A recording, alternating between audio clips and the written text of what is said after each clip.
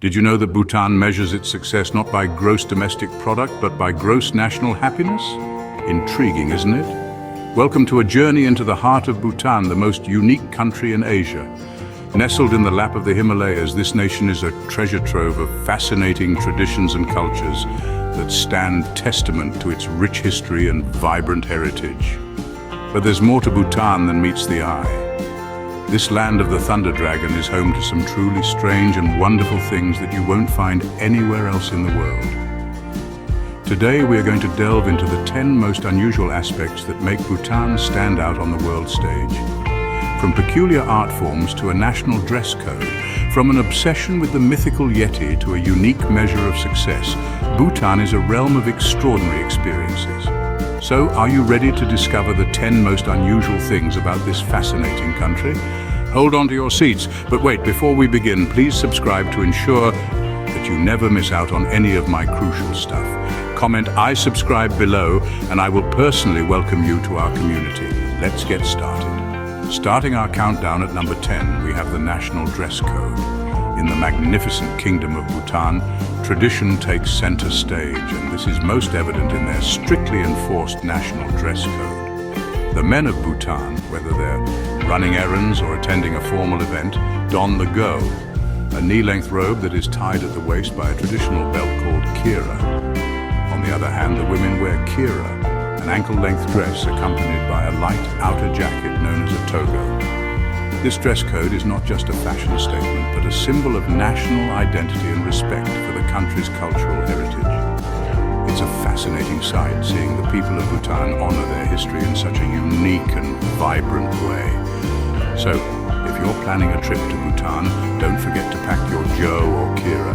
At number 9, we delve into Bhutan's peculiar obsession with phallus art. Now you may be thinking, wait, what? But let's unravel this fascinating aspect of Bhutanese culture.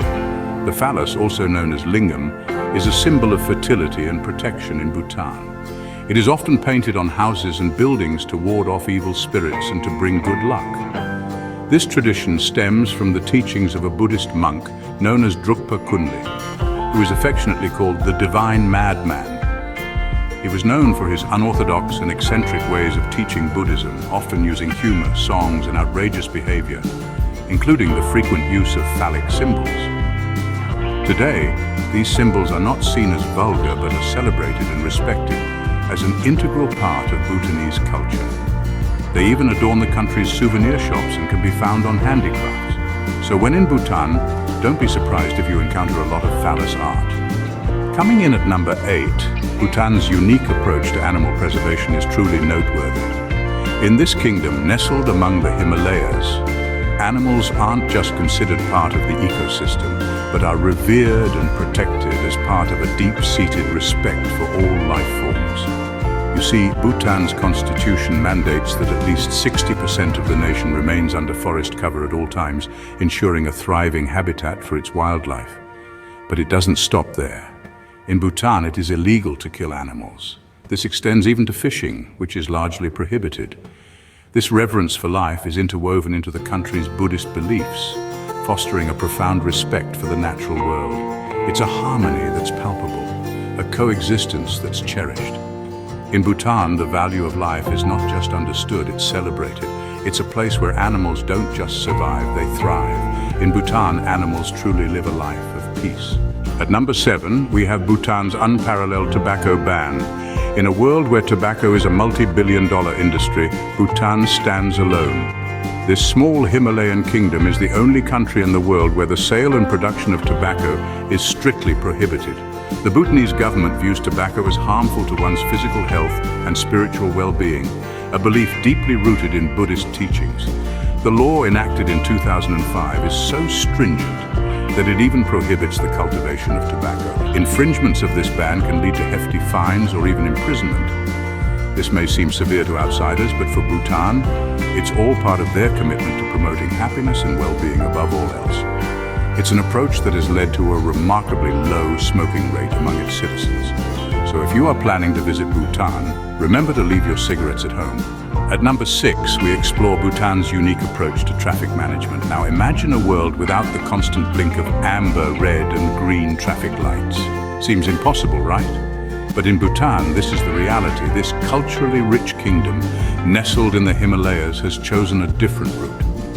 Yes, Bhutan is the only country in the world that doesn't use traffic lights. Instead of the mechanical dictation of traffic flow, Bhutanese intersections are managed by traffic police. These officers, adorned in crisp white gloves and navy blue uniforms, effortlessly direct vehicles with a ballet of hand movements. This human touch adds a certain charm and personal connection that stark, emotionless traffic lights could never replicate. So, while the world moves towards automation and artificial intelligence, Bhutan stands as a reminder of the importance of human interaction. In Bhutan, it's people over machines. Halfway through our countdown at number 5, we have Bhutan's carbon negative status. Now, what does this mean, you might ask? Well, let's put it this way. While most countries are grappling with their carbon emissions, Bhutan is not just carbon neutral, it's carbon negative.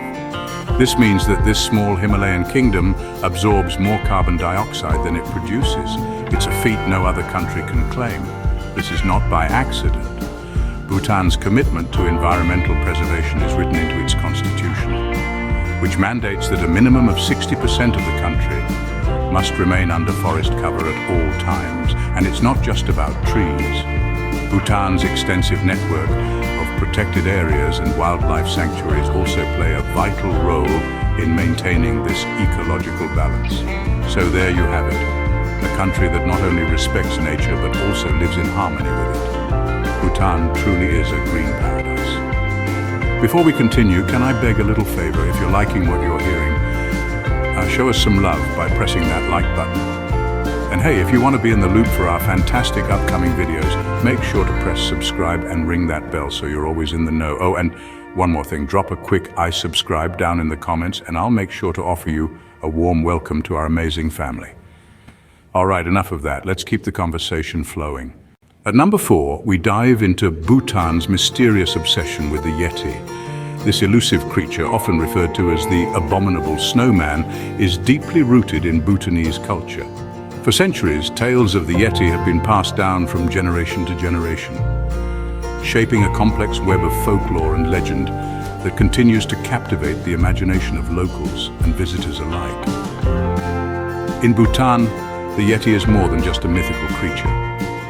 It holds a significant place in the country's spiritual beliefs, often associated with the divine. Stories of the Yeti are often intertwined with tales of local deities and spiritual figures, adding an element of the supernatural to this already fascinating creature. The Yeti's influence extends beyond the spiritual realm. You'll find Yeti imagery adorning everything from local art to tourist souvenirs, showing just how deeply ingrained this creature is in Bhutanese culture. Who knows, you might just spot a Yeti on your next trip to Bhutan. And coming in at number 3, we have Bhutan's national sport, archery. Now you might be thinking, what's so strange about archery? Well, in Bhutan, it's not just a sport, it's a way of life. In many countries, archery is seen as a competitive activity, a test of precision and focus. But in Bhutan, it's so much more than that. Archery is a social event, a community gathering, a celebration of tradition and culture. It's not uncommon to see matches that last for days with participants as well as spectators indulging in song, dance, and plenty of good-natured banter. Archery in Bhutan isn't about hitting the bullseye. It's about participating, about being part of a community, about honoring a tradition that has been passed down through generations. It's a celebration of life, of camaraderie, of Bhutanese culture. And that's why in this fascinating corner of the world, in Bhutan, everyone's an archer. At number 2, we have Bhutan's unique measure of success, the Gross National Happiness Index. This tiny Himalayan kingdom has rejected the conventional GDP growth model and instead adopted happiness as its barometer of progress.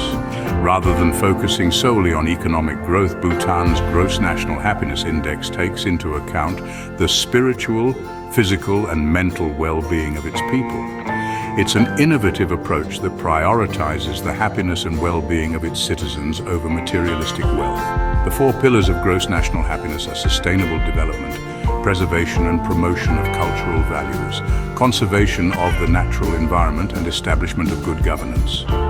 These pillars guide Bhutan's policymaking and development goals. This concept of gross national happiness has attracted global attention, with many applauding Bhutan's efforts to create a more holistic, sustainable and inclusive society. In Bhutan, happiness truly is a state policy. And finally, at number 1, we have Bhutan's late introduction to television and the internet. You might find this hard to believe, but this small Himalayan kingdom was one of the last countries on Earth to introduce television and the internet to its citizens. Yes, you heard that right.